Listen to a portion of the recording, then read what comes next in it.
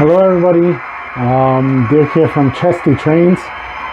Today was a video on one of my new locomotives or used locomotives that I bought, but I'm pretty sure it was almost brand new, came in the box, and you know, I don't have to show you guys an unboxing video. Sorry, one sec. We're going to turn this guy off, sorry about that.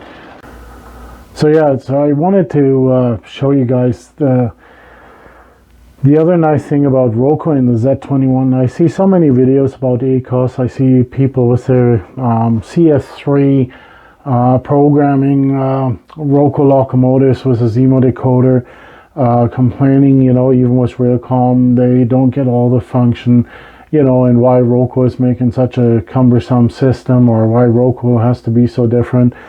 And you know what, it's the same way the other way around. With my Trix locomotives, they don't automatically upload into the Z21.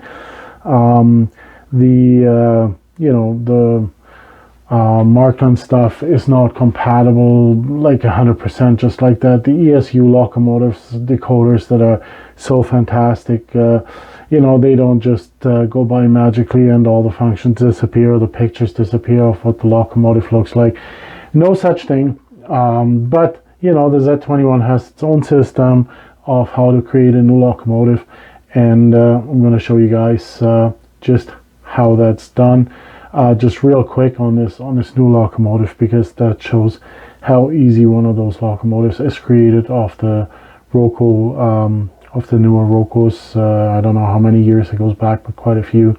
But I just want to show you quickly, so stay tuned. Okay, so now here's my Z21. I have different options here. First of all, I will have to go by and set this to English.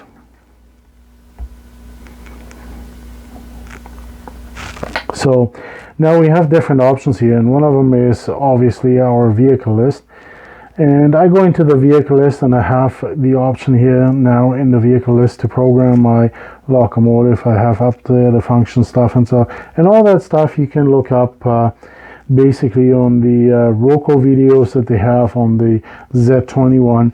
But just because it's only shown once, I think, how these new locomotives are created, I just wanted to show that. So I have the option here of the plus.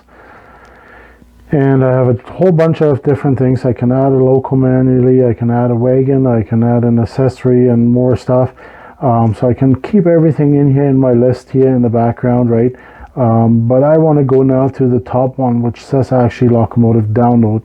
So now it's prompting me to download a locomotive off the Roco server. And basically what I'm going to do now is I'm going to look at my locomotive box, and there it says 71400, and it's an ER20-013. So we just go by here and we put in now 71400. So up there's my number. I press done, and now it found the locomotive. So there it found my locomotive, and it has a picture and everything right there, and I can basically just click on this now and say, okay, this is my locomotive, that's the description, and I want to create the locomotive. So now it's downloading my locomotive. It always says for some reason there's an error, but there's never an error. So now I have my locomotive here in the list. So I basically got to scroll down to the list, and there's a few in here, so bear with me. And it always adds it to the very end of the list. So there it is, very end of the list. There's my Roco locomotive. Now it tells me in there what the address is. The address is 3 from the factory. It's a rail vehicle, loco, wagon, or accessory. It gives me the name. I can enter all this information. I can modify this information. It tells me what the speed steps are, what the decoder type is that's built in there. Right, and then the next thing is up on top here, I can go now functions. And now here I automatically have all the functions over the 2 or even 3 banks. Like if there's more than 24 functions, then it goes to the 3rd bank. they're all pre-programmed, they're all predetermined. Now I can shuffle them around. If I want to have, for example, the uncoupling noise I want to have over here, then I just shuffle them around. So that's how easy I can sort my functions. If I want to bring them from the second page, let's say the door opening, and I want to bring them to the first page, I'll just drag it up here. Shows me the first page, and I put it where the vent is, or the blower is, and then it goes automatically, the blower goes on the last page in its place. So now I have all that. Then I can also go to driver cab management. If the Locomotive had a driver cab, like a virtual driver cab, then I could open that on here.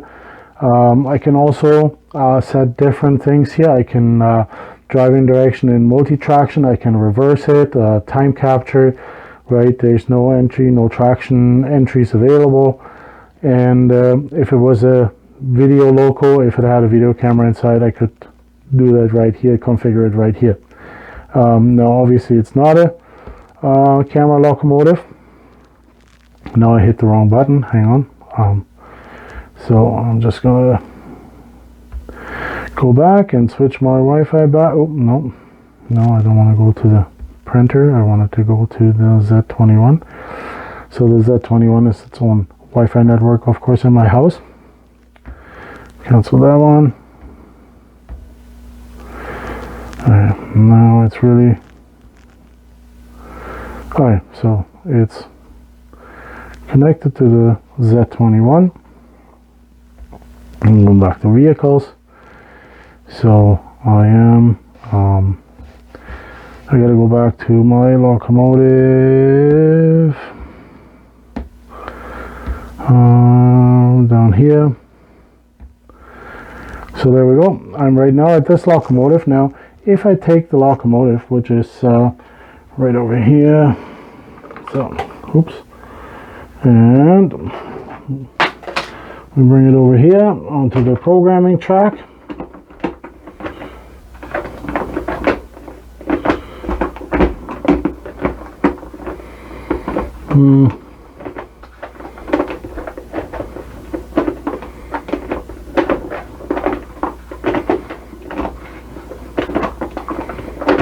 Jesus, what am I doing? There we go. So now it's on the programming track. Now I say that I want this Locomotive to have address 333, right there, 333, and I press done. So now it will prompt me right away if I want to go by and reprogram this Locomotive to that address. Obviously, because I ran the Locomotive already, I don't want to do that, but basically that's an option, right? So then I can reprogram the address without even doing anything else. Then also I have the option of programming track to, program CVs obviously and stuff, and the driving behavior. I can program Locomotive,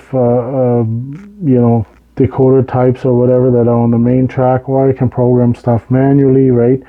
So all those kind of things, just like I can do on an ACOS or whatever. Everything is just based off of, kind of like the iPad interface with the fingerprints, whatever, typing through the menu. I think it's very easily built, just to say. But all I wanted to show you guys is basically how simple it is to create a Roco Locomotive on the Z21 system, because everybody always raves about how you set the Markland Locomotive on the track on the CS3, and it downloads itself and enters itself, and you don't have to change the address. Well, the problem becomes if you bring the Locomotive somewhere else, you don't know the address if you always just run it on your CS3 or on your ACOS and let the ACOS assign the address, right? A lot of times then people come over here when they want to run a train, and they're like, oh, can you read out the address? I don't know it, right? So anyways, that's just the diesel Locomotive, by the way. Really beautiful model, really great sound functions, sounds and looks great. I'll show it in another video. So that's just for that. Thanks for watching, everybody. And I'll be back with another video sometime soon. Thanks. Good night. Bye.